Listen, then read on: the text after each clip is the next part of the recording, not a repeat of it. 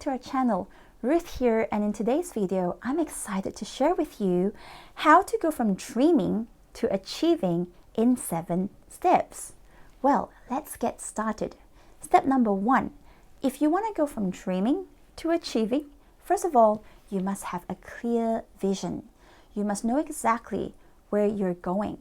For example, if you're driving on a highway and all of a sudden the rain begins to pour and you've maxed out your windscreen, and you go, my goodness, I can't see anything.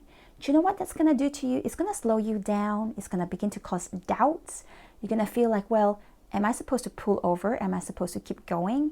And everyone around you will begin to slow down because no one can really see exactly where they're going. In the same way, in life, if we don't have a clear vision, we can't actually get to our destination effectively. Whereas if it's a sunny day, everyone's driving down the highway, right? And everyone can see exactly where they're going. Your GPS is working. You know exactly where you're going. You'll be able to get to your destination in time. So it's so important that even as in a natural, when it comes to your dreams and visions in your heart, you need to know exactly where you're going. So if you don't have a clear vision, it is time to actually start dreaming again and get a clear vision and say, this is what I want in life. Don't be afraid to dream. Now, you don't have to share it to the whole world.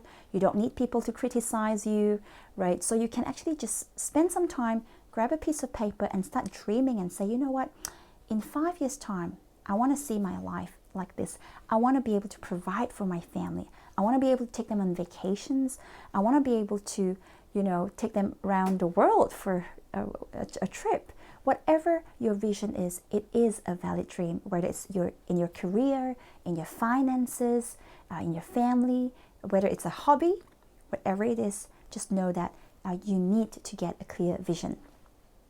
Second tip for success is, if you want to go from dreaming to achieving, you must learn to set clear goals. So your goals have to be clear.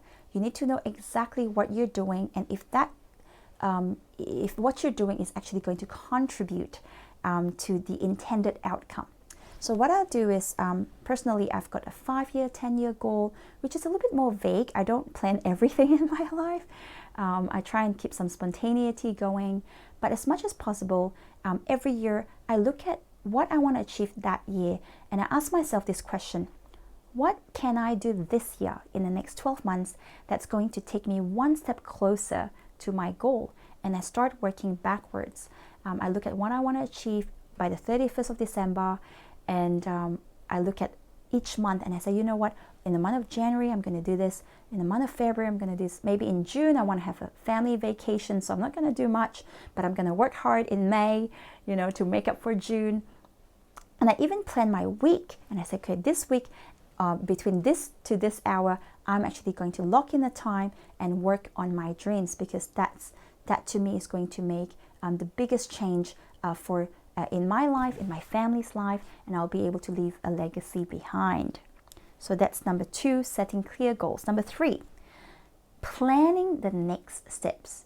Now, it's so important that we plan, because if we just live life to live itself, it will, right? So some of you would have heard of the saying, if you fail to plan, you plan to fail. Now, planning is so important because it really helps us put feet to our dreams. It helps us take action to actually make or realize those dreams. The dreams are not going to happen on their own if you're not going to do anything about it.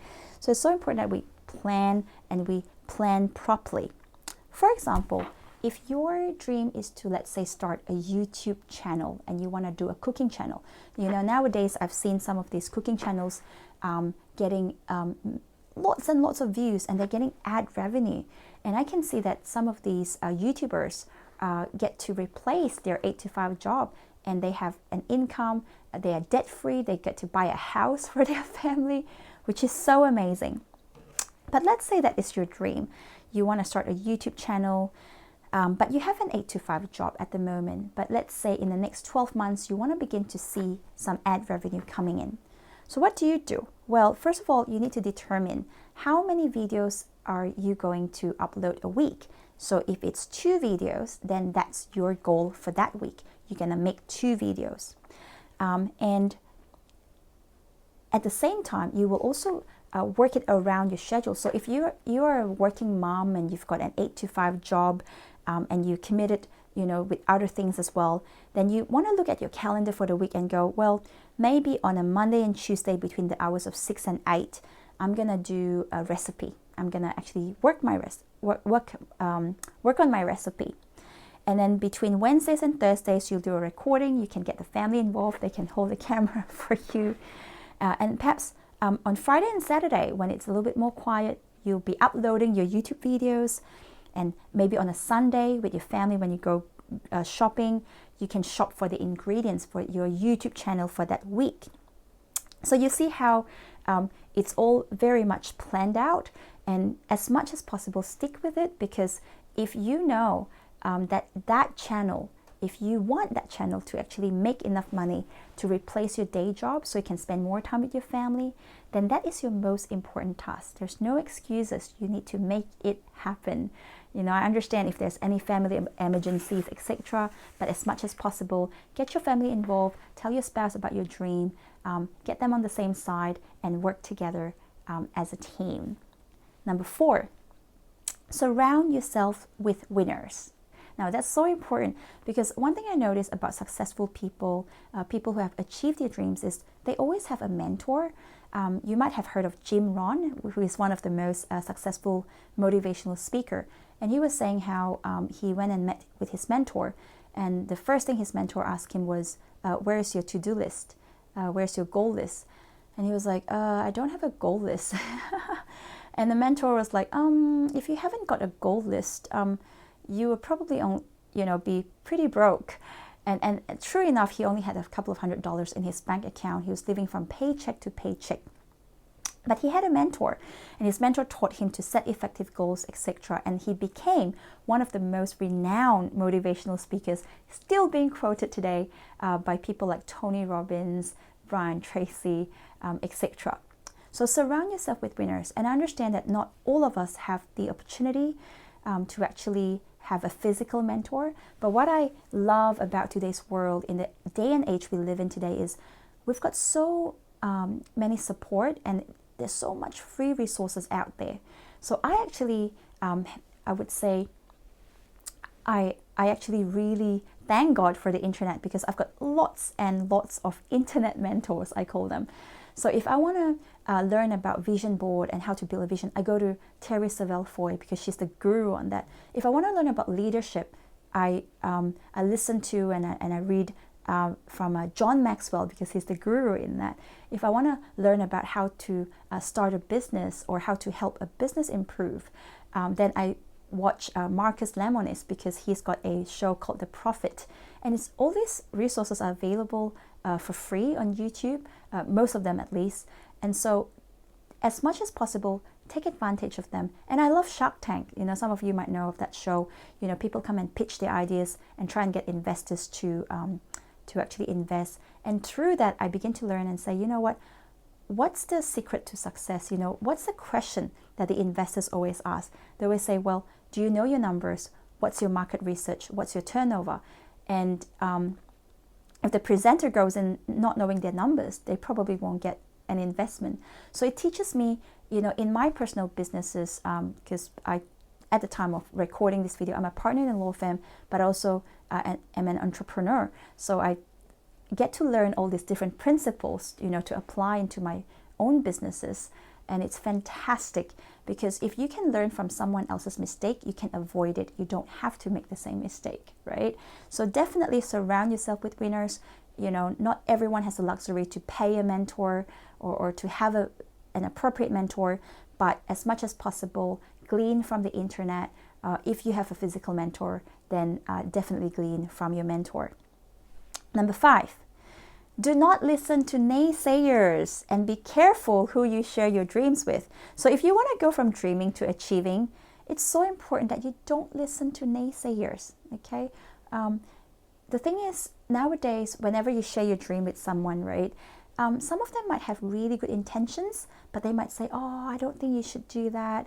Oh, I don't think you can do that. And sometimes it's not because they are not supportive of you, but perhaps they are protective over you. They might say, well, you know, I've tried that before and I failed. Or maybe they had a friend who tried it and they had really bad experience. And they say, no, this is not something that I think you should be doing. So it's so important that you learn to discern as to who to share your dreams with. Ed Milet, who is a self-made multi-millionaire in the US and a motivational speaker, he says this. He says, in terms of who you should listen to, you need to be able to establish if they have credibility in that arena.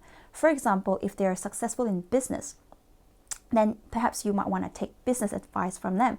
But if they are terrible in their marriages, they've gone through 5 different marriages, maybe they're not the right person you should listen to, right? So it's so important that you discern and you determine as to who to listen to and who not to listen to. And of course, be careful who you share your dreams with, because sometimes you don't have to post your dreams on Facebook. You don't have to say, well, this year I'm going to lose 10 kilos, you know. The thing is, if it's your dream, it's your dream. You can keep it between you and your dream. When you achieve your dream, you can share it with others and you can encourage others to live their dreams too. Number 6, take action. If you want to go from dreaming to achieving, you need to take action. You know, I love the motto for Nike, you know, with that just do it sign. I love it. I thought, you know what, sometimes we overthink things. We think, what if I don't succeed? What if I fail? But what if you succeed? Well, what if what if you get to build $1 million company with that one idea? What if? So don't overthink it, because sometimes we can think ourselves out of our dreams. But if you feel a peace in your heart to follow your dream, you just take a step forward and do it. What if you fail? Well, that's okay. Get back up. Try again. Maybe try something else. Because most successful people would have failed in something, because failure is actually part of success. It's a journey that you take along to success. Finally, the 7th thing you must do is to review and improve. So if you want to go from dreaming to achieving, review your plans, review your strategies, see if they work, and be flexible. You know, you don't have to be stuck to certain things. You know, I'm such a planner. I say, I've got to do this, but sometimes I need to take a step back and go, you know what, is this working out for me? Is my business growing? Is this marketing target sector working out? Am I going to continue to fund this, or am I going to pull my resources and fund it in something else, right? So that is the 7th step. So I hope you enjoyed today's video, how to go from dreaming to achieving. And thank you so much for taking the time to watch this video. And I hope to see you next time. And last but not least, would you be so kind to hit the like and subscribe button so we can keep you motivated? And you know what? That's going to mean the world to me. Thank you, and I'll see you next time. Bye-bye.